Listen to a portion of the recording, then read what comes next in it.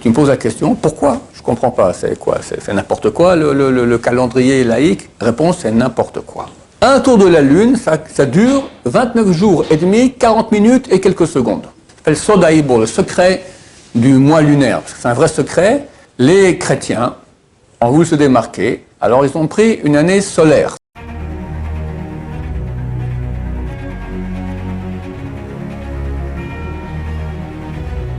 Ce jour est dédié pour la véritable achdout, unité dans le peuple d'Israël avec l'aide de Dieu, de la part de Moshe, fils de Mesauda, Bezrat Hashem. Alors, notre cher élève est venu me voir, c'est mon anniversaire aujourd'hui, et moi, gentiment, je lui ai demandé, c'est la date Goy, la date du calendrier qu'on appelle Julien Grégorien, d'accord, non juif, ou la date juive. Il m'a dit, non, comment tu m'as dit, la date laïque, d'accord. Je lui ai dit, ça vaut absolument rien. Et tu me poses la question, pourquoi? Je ne comprends pas, c'est quoi? C'est n'importe quoi le calendrier laïque? Réponse, c'est n'importe quoi. Non. Attends, je vais expliquer. Nous, on va être dans la réalité des choses. Quand tu es né, il y a combien de temps? Il y a 18 ans, 19 ans, 20 ans 28 ans. 28 ans, putain, un grand garçon déjà. Alors, quand tu es né à 28 ans, à une certaine date, cette date, elle représente quelque chose. Mais comment la reconnaître? Il y a trois grands calendriers qu'on connaît. Il y a le calendrier juif, le calendrier julien grégorien et le calendrier musulman. D'accord? Tu m'as pas demandé si c'était la date musulmane. Tu m'aurais rigolé au nez, d'accord? Mais ça se peut aussi. Tu as quand même, je sais pas combien ils sont bientôt les musulmans, 1 milliard dans le monde, d'accord? Tu as aussi des gens qui calculent d'après ce calendrier. Qui dit que nous, on a le vrai calendrier? Parce que quand tu as le vrai calendrier, tu as dans la réalité la vraie date. Alors, je vais expliquer comment ça se passe. Je vais prouver qu'on est les seuls à avoir le vrai calendrier. Le calendrier juif, il est basé sur une réalité cosmique. Deux réalités, la lune et le soleil. C'est-à-dire que le mois se dit en hébreu chodesh. Ça vient du mot chadash, signifie nouveau. Qu'est-ce qu'il y a de nouveau le mois? La nouvelle lune. J'explique un peu une base astrophysique pour débutants. Tu as la Terre, tu as la Lune qui tourne autour de la Terre, et tu as le Soleil. La Terre, elle fait un tour autour du Soleil en 365 jours, un quart moins des poussières. Vous me suivez bien? La Lune, elle tourne autour de la Terre. Elle tourne avec la Terre comme ça autour du Soleil. D'accord? Elle tourne comme ça. Un tour de la Lune, ça dure 29 jours et demi, 40 minutes et quelques secondes. D'accord? Maintenant, c'est quoi le mois? Le mois, c'est quand tu as le Soleil, on va dire qu'il est ici en face. Moi, je suis la Terre et j'ai la Lune. Maintenant, la Lune, il y a un moment, elle va passer comme ça, tic, entre le Soleil et la Terre. Quand elle passe ici, la Lune, est-ce que je peux la voir? Pourquoi? Parce que le côté éclairé de la Lune, il est le côté Soleil. Et moi, je vois le côté foncé de la Lune. Dans ma jeunesse, ça vient d'un tube. Vous avez connu Genesis ou pas? C'est pas de votre époque, hein? The dark side of the moon, le côté noir, le côté obscur de la Lune. Voilà. Alors ça, tu vois rien. Et ça s'appelle le molad. C'est ça la nouvelle Lune. C'est-à-dire qu'à ce moment-là, il y a un nouveau mois qui commence. Mais tu ne veux pas savoir quand c'est? Parce que tu vois rien. Après, la Lune commence à bouger un peu. Au bout de 6 heures, tu vois un petit filament. C'est-à-dire que tu vois la partie de la Lune qui est éclairée, tu commences à la voir un tout petit peu, mais très très fine. Après un quart du mois, tu vois la moitié de la Lune. Le 15 du mois, tu vois la Lune entière. Elle est derrière moi, donc je vois la face éclairée par le Soleil. C'est la pleine Lune. Après, tu vois de nouveau la moitié, l'autre moitié, et après de nouveau rien du tout. Tout ça, ça prend 29 jours et demi. Et 40 minutes environ et quelques secondes. Le temps qui était écrit dans le traité Rosh Hashanah, page 25, c'est 29 jours et demi et 793 1080e. Dans la Torah, il n'y a pas des secondes. Il y a des heures, et les heures sont divisées en 1080 parties. Une partie, ça fait environ 3 secondes, quelque chose comme ça. Donc on te dira que la nouvelle lune dure 29 jours, 12 heures donc, la moitié, et encore 793 1081e. Tu peux nous dire comment ça fait? Bon, c'est un peu trop rapide comme ça. Voilà, environ 40 minutes, d'accord? Alors, intéressant de voir que les astronomes, durant toute l'histoire, se sont bagarrés pour dire c'était quoi la longueur du mois lunaire. Ils disaient pas la même chose, mais il y avait quand même 4-5 secondes de différence, même jusqu'à 4-5 secondes au niveau astronome. Quand tu me dis 4-5 secondes, c'est pas important. Oui, mais au bout de 1000 ans, ça fait une journée entière. Et donc tu te trompes complètement. Et aujourd'hui, Baruch Hashem, on a vu que le chiffre le plus précis d'après la NASA, c'est celui des sages d'Israël, qui sont précis jusqu'à 5 chiffres après la virgule. Donc c'est extraordinaire. Ça s'appelle Sodaïbo, le secret du mois lunaire. Parce que c'est un vrai secret que le peuple d'Israël a véhiculé durant des millénaires. Connaître la longueur du mois lunaire, c'est impossible de le connaître. Pourquoi c'est impossible? Parce que tu ne peux pas le voir. Tu ne sais pas c'est quand la nouvelle lune exactement. Donc c'est un Baruch Hashem, c'est un des grands secrets que nous avons. Ok, donc on a une réalité du mois qui est basée sur une réalité, n'est-ce pas? Les musulmans ont fait ça aussi. Eux, ils ont un mois qui est lunaire comme le nôtre. Les chrétiens ont voulu se démarquer, alors ils ont pris une année solaire. C'est quoi l'année solaire? C'est, comme je dis, la Terre elle est là, elle tourne autour du Soleil pendant 365 jours, un quart moins des poussières, elle revient à la même place.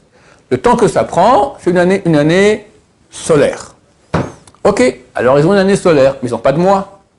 Alors ils ont voulu copier comme un peu les Juifs, alors ils ont pris l'année et ils l'ont divisé en 12 parties, janvier, février, mais ces parties-là n'ont aucune réalité physique, ça ne correspond à rien. C'est prendre une année et la diviser en 12, on aurait pu la diviser en 2 ou en 36, d'accord? Et ça n'a aucune réalité. Janvier, février, mars, ce sont des inventions imaginatives d'une réalité qui n'existe pas, ça ne correspond à aucune réalité physique. Alors que pour les musulmans et les juifs, il y a une réalité du mois qu'on voit, la nouvelle lune. De plus, pour parler un peu des chrétiens, ils sont mis complètement à côté de la plaque. Pourquoi?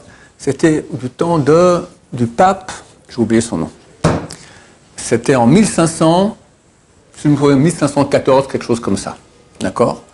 Le pape a vu qu'ils avaient 10 jours de retard, 11 jours de retard dans le calendrier par rapport à la réalité physique. Astronomique.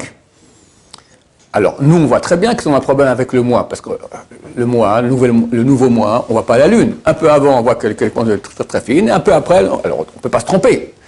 Mais lorsque tu as une fiction de mois, tu dis on est en novembre, on est en décembre, ça ne correspond à rien du tout, tu peux te tromper. Alors, ils ont ajusté, ils ont vu qu'effectivement, il y avait 11 jours de retard sur la réalité du calendrier astronomique. Alors, le pape, il a rajouté, ils sont passés du 5 novembre, si je me souviens bien, au 16 novembre. Et des manifs dans toute l'Europe. Comme quoi le pape leur avait volé 11 jours de leur vie. Parce que c'est normal, ils sont passés du 5 novembre au 16 novembre. Alors, tu nous as volé 11 jours de notre vie. D'accord, c'est pas très intelligent. D'accord, c'est pas pour ça que tu vas vivre moins longtemps. Alors, ils ont ajusté. C'est parce avant, il y avait le calendrier julien. Et le pape s'appelait Grégoire, voilà.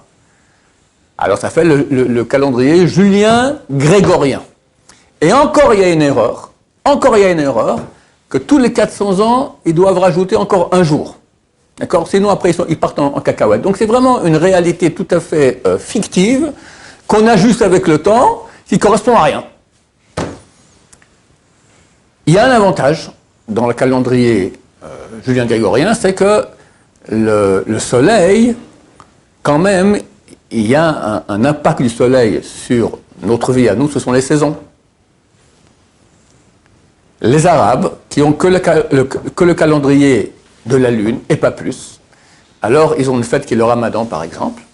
Alors, chaque année, le Ramadan, il est 11 jours plus tôt par rapport au calendrier solaire.